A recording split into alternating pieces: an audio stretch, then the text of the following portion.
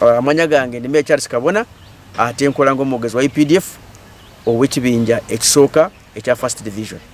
Afande gye buvuddeko twalaba mu bitundu eby'Nakasozi Buddo ngaliwo musajja wammwe gwe bakubye amasasi nga munne yamukubye owaaleeya. Ensonga eno etuuseewa era ki ekyaliwo mu kyemu?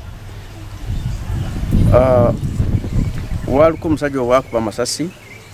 Omusajja oyo baali bamuyita Private Ekalapat Lawrence.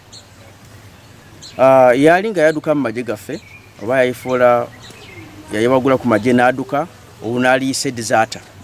Kati omumagye obuduka mu magye basooka bakudikyalinga absent. Kati botuuse ennaku 21 nga tebanakulabako bakudikyalinga absent without official leave. Nalikiise awolo. Kati ennaku 27 omwezi ogwokutaano omwaka guno amagye gamudikyalinga awolo ng'omuntu aduse mu magye. Nigasindika message mu unit zonna z'amagye nigasitegeeza Ekalapat Lawrence takyali musirikale waffe yaduse mu magye ate tumunoonya. Tubadde nga tumunoonya. Kati okutuuka ennaku 23 omwezi guno bamukubira amasasi mu motoka awo UAK 375U Toyota Progress. Naye ebyokunoonyereza bagenda mu maaso n'owamukuba amasasi kati mwamutegeera kubanga poliisi yavaayo nebyogerako ne official position ekyaliko.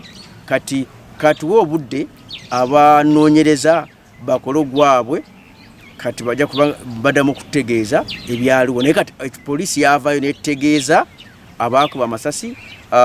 Njagala okutuusa okusaasira kwange ku omukyalo wafiira mu butanwa Katonda muumuze emirembe. Naye kati obaakuba amasasi omusajja wali nga ayambadde ebyambalo byaffe tiyali musirikale n'aligambye nti he was no longer a serving soldier. Kati bofuuka deserter obanga tukyali musirikale wa UPDF kubanga obanga waduka mu magye. Kati yali nga yewagudde ku magye naye naffe nga tumunoonya ate twamudikyalinga awolo ne tusindika message oba obubaka mu unit zaffe zonna bamunoonye ng'omuntu adduse mu magye. Yes. Omuntu wa bulijjo kati walaba ng'omuntu ng'oyo nga yadduka mu magye naye akyali mu byambalo ate nga tulabye yamukuba amasasi ate yali muleeya. Kiteekawa abantu kubanga abantu babeera batidde balaba oli munnama yali mu byambalo bya magye era basigala nga bo balowooza wa magye n'atamukubya amasasi ali muleeya. Kino kiteekawa obunkenke eri mu bantu era kikyoyinza okubalungamya mu nsonga eyo. Owaakuba amasasi yavaayo n'ategeeza abantu wowe wenyini bwe yakuba amasasi. Kati awo poliisi nekola ogwayo okunoonyereza naffe nga UPDF tukolamu ne poliisi kulaba nga tunoonyereza ku ensonga ezaaliwo. Ekyo kimu. Naye oli owaakuba amasasi ono Ekalapat Lawrence we yali nga adduse mu magye ate yaduka mu magye n'aduka n'ebyambalo by'amagye. Kati yali ng'omuntu odduse mu magye n'obba n'ebyambalo n'oduka nabyo. Kati emisango ebanga emisango ng'ebiro 3. Kati tutuyinza kumubala ngu yali nga kyali musirikale. Tiyali musirikale yali deserter omuntu owaduka mu magye.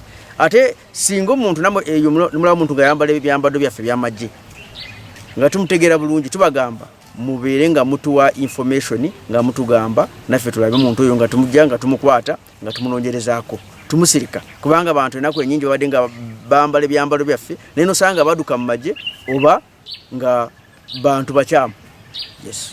Waliwo system eriwo nti omuntu wa bulijjo asobola okulaba owobyambalo engeri gy'ayinza omunoonyezaako n'amanya nti ono deserter oba akyali mu magye asavinga kuba ffe omuntu wa bulijjo buli walaba ekyambalo tamanya kiddirira.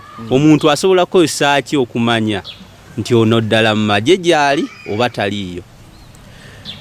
Kiyinza muntu wa bulijjo kumukalubiriza kutegeera oba ali mu magye oba adduse mu magye. Kyekikulu nnyo. Naye ennaku ennyingi otera kusanga bano abantu abadduse mu magye ate nga bagenze n'ebyambalo byaffe nga balina ekigendererwa ekyamu n'ennyeyisa yaabwe mu kitundu nga nfu nga talina mpisa.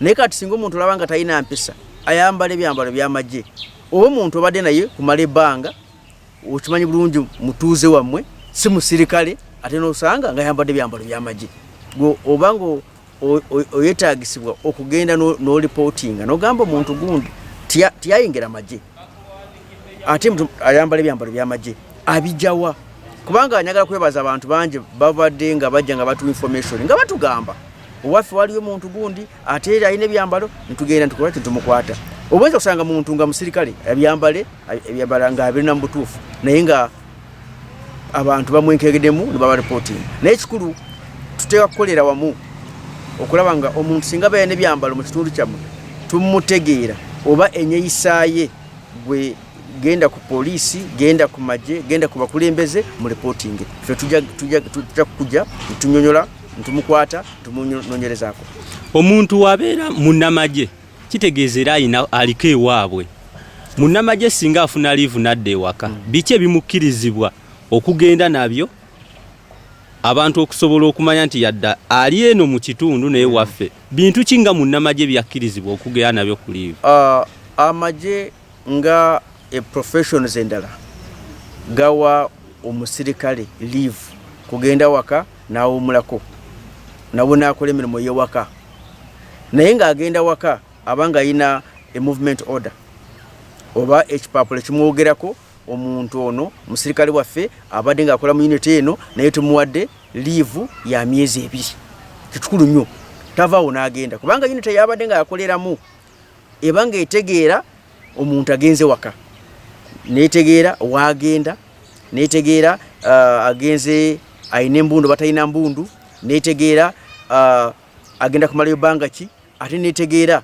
district yagendamu nekyalo kyagendamu kikulu nnyo ne means of transport zatambula nazo ayinza kubanga ayina motoka aba agenda ne public means naye kikulu nga ali officially given permission bamukkiriza agende afune liivu akole emirimu yawaka ng'omuntu kikulu nnyo naye tukiriza omuntu genda mu liivu ate nagenda n'ebyambalo by'amagye kubanga ebyambalo by'amagye obanga obyambala oli ku mulimo ontegera bulungi awo byakwambalwa ng'ogenda kukola emirimu kati waka obanga ogenze kuwumulamu obanga togenze kukola emirimu y'amagye kati obanga tobyetaaga ebyambalo by'amagye obuleka wano mu barakisi n'ogenda ne bakuwa ebbaluwa ekukkiriza okugenda kuwumulamu. Yes. Kitegeeza omuntu wagenda n'ebyambalo by'amagye oba n'emmundu kiba kirina we kikontana n'amateeka ag'amagye n'abyambalira eyo ewaka ku kyalo okulaga abantu omulimu gwakola. Toyinza kugenda n'embundu kubanga n'embundu eba indicated ku movement order ibakuwa biba indicated kati n'ombuuza gwe olyani oze kukola ki ajja kuwa movement order n'agamba nze wano muliivu naye oyinza kusanga agenze ne uniform tikirizibwa naye ayinza kubanga akoze ensobi nagenda uniform ye naye nga tayenyigidde mu bikolobero bikutyakisa abantu ebyokubikozesa omubukyamu ayambadde ebyambalo by'abasirikale naye singa tusanga ayambadde ebyambalo by'abasirikale agenze mu liivu tikirizibwa it's not allowed but singa agenda n'ebyambalo ate nga tagenze mu nsobi tugubera gwanagomola tuyinza kumuhandlinga administratively naye singa agenda n'ebyambalo nayinyigira mu bikolobero abanga akoze omusango naye kati okutwala ebyambalo byaffe ate ng'ogenze mu liivu tikirizibwa obanga omenya mateeka okiraba kintegeeza obanga omenya mateeka okutwala embundu ate ng'ogenze mu liivu nga teri ku movement order baloyi bakuwa nakyo tikirizibwa naye omuntu ayinza kukola ensobi nagenda ebyambalo kati awo tumuhandlinga administratively kusinziira ekyabadde ng'akola singa tumusanga abadde yambala ebyambalo ate ng'ayigidde mu misango yakuba abantu yakutiisatiisa kati abanga akoze omusango naye ekikulu the bottom line is tutukkiriza omuntu kutambula n'ebyambalo ng'agenda mu liivu yalibadde nga yambala engoye zaaleeya n'atambula bulungi n'agenda waka n'awumula n'akola emirimu ye kubanga ebyambalo bino biba bya mulimo ate omulimu bangu eyo month ng'oguvuddemu ogenze kuwumula. Kubaka kiba oyinza okuwa abakulembeze naddala mu kulwanyisa abantu abakozesa obubi ebyambalo by'amagye n'ebikozesebwa ebirala nga bya kinnamagye bubaka kiba oyinza okuwa naddala abakulembeze ab'ebitundu n'abantu ba bulijjo? Obale nnyo ssebo ekyokusooka abakulembeze njagala mukitegeere nti okulwanyisa obumenyi bw'amateeka tukolera wamu na ebitongole ebikuumaddembe. Security esookerwako oba ebyokwerinda ebisookerwako bitandikira ku muntu wa bulijjo, sina mukulembeze nagwo muntu wa bulijjo tukakatako kulaba ng'okwatirako aba uniform abapoliisi n'amagye nga mukola wamu kulaba nga mulwanyisa obumenyi bw'amateeka. Ekyokubiri njagala kubagamba nti waliko abantu abakyamu abeerimbika mu byambalo by'amagye ate nga si basirikale naye nga baagala bakozesa ebyambalo by'amagye bagende batulugunya abantu bagende babbe naye nga bonoona erinnya lyaffe nga basirikale. Kati si buli omu ayambala ebyambalo by'amagye n'omusinkana n'olowooze ono musirikale wa UPDF. Tuzenga tubakwata mubalabi tubakute bangi. Kati singa olaba omuntu ng'ayambala ebyambalo bya sirikale byaffe ate n'olaba ayina empisa musiwusi wa mpisa, gwe nalabadde nga nkusaba reportinga ku bakulembeze ba poliisi, abakulembeze ba local authorities oba ku magye gennyini n'ogamba mu kitundu kyaffe waliko musajja abeeramu naye tumutegeera bulungi avuddewa, twagala tusooke tutegeere musirikale si musirikale, kubanga waliko abantu ate bangi abakolesa ebyambalo byaffe nga si basirikale. Tuze nga tubakwata nga beenyigidde mu kumenya amateeka, beenyigidde mu kusibuka empisa. Kati ffe amagye nga UPDF tuli magye ga mpisa, tuli magye ga disciplined, tutuyiza kubanga tugenda ngo kutulugunya abantu baffe naye ennaku enyingi tukuta abantu nga bambadde ebyambalo byaffe ate nga si basirikale. Ate tubasaba namwe singa mubalaba ku eyo omuntu nga yambadde ebyambalo byaffe gwe tolowooza n'ogamba ate basirikale bazwana kutu tusooke tunoonyereze tutegeere oyo abadde yambala ebyambalo by'abasirikale ani